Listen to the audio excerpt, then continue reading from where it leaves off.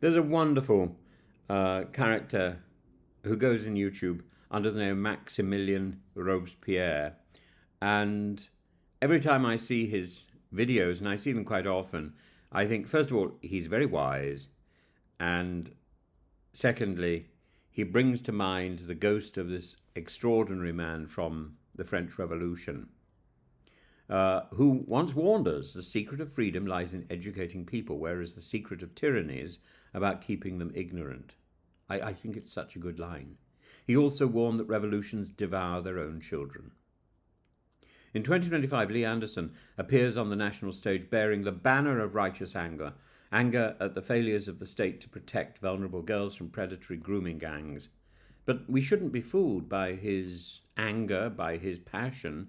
What we are seeing is not justice. It is vengeance masquerading as justice. It's not remembrance for the victims. It's retribution dressed up in electoral camouflage. It's the convenience of a new platform. The issue of grooming gangs has haunted British politics for over a decade. Reports from Rotherham, Rochdale, Oxford, and beyond all point to harrowing failures. Police who didn't investigate, social workers who looked away, local councils paralysed by fear of being accused of racism. And this fear was not unfounded, but it was catastrophically misapplied. And into this failure, this fear, this pit, political opportunists now charge. And leading that charge is Lee Anderson, Reform UK's flag waver-in-chief. He's one such figure, a charger.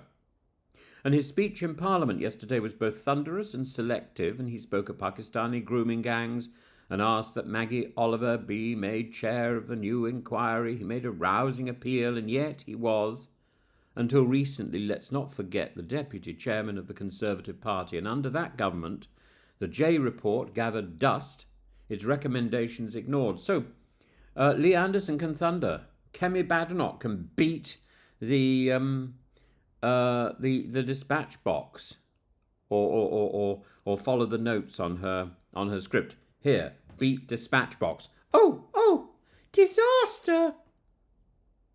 It doesn't matter. Or Priti Patel can sit and preen on the front bench because they're all implicated in doing nothing when they had power. So Lee Anderson's speech in Parliament, so what? So what? The J report was ignored under him. What are we to make of this man who suddenly finds his voice now he's on a different bench? The French Revolution taught us many things, chief among them that people often invoke justice, not to build a better world, but to punish their enemies. Robespierre understood this intimately. The guillotine was not merely a symbol of change, but of purgation, an attempt to cleanse society through blood, not reform. In Lee Anderson's case, the guillotine has been replaced by the megaphone, and by sarcasm, and a T-shirt. And yet his anger is selective. Where was his voice when his own government ignored the Casey Review's predecessors? Where was his moral outrage when Home Secretaries from his own party refused to act on intelligence about the ethnic makeup of some grooming gangs? Not to scapegoat, but to understand and to prevent. Where was his voice then? Silent. The truth is that this crisis is not new. In fact, it's depressingly old. Reports go back to 2003, the last Labour government. The J report of 2014 was explicit in its call for action, and every subsequent report, from Casey to Macca, has said the same thing: systemic failure, institutional cowardice, political expedience. But to watch Reform UK or the current Conservative Party and Lee Anderson pontificate now is to witness a facade of responsibility. They wish to prosecute history while exonerating themselves. This isn't about justice. This isn't about them. This is about votes. And as Robespierre might remind us, the punishment to punish the oppressors of humanity is clemency, to forgive them is barbarity. Yet the question must be asked, who are today's oppressors? Are they the bureaucrats of yesterday, or are they the men and women weaponizing grief for electoral gain?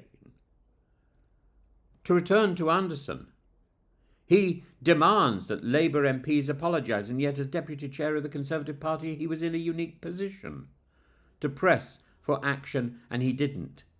He claims moral clarity today, but he presided in silence yesterday. That's not just hypocrisy, it's complicity. The J report was his opportunity, and he didn't take it. And to quote another revolutionary, Camille Desmoulins, you want to tear down tyrants, and tear them down when they wear your colours too. Anderson didn't. He wore the badge, he swallowed the line, and now he seeks redemption, not through reform, but through recrimination, through Reform UK. Reform UK, for all its noise, was not in government. And that's its alibi. It can promise the moon because it has never had to deliver the morning. Its leaders hope that by rehearsing the language of outrage they can avoid the charge of inaction. But moral authority is not inherited. It is earned through conduct. And thus far, they have simply capitalised on a broken system without offering credible repair. Their obsession with Pakistani grooming gangs must be scrutinised. This is not to deny reality, but to refuse the reduction of all grooming to one ethnicity. As Baroness Casey makes clear, grooming is committed by individuals from many backgrounds. The refusal to universalise the protection of children while particularising the blame is not justice, it's tribalism. And Robespierre, though a flawed prophet, knew tribalism when he saw it. What's needed now is not this sort of pathetic performance, but principle. Implement the Casey findings, appoint an independent chair, fund victim support, reform police training, establish national oversight of child protection. In short, stop talking and start doing something. And for those who sat in power while these reports piled up, unread, unloved, unresolved, there's only one honourable course, and that is silence until you are ready to act or able to act. Robespierre reminds us that the people have the right to know the truth. That's absolutely true.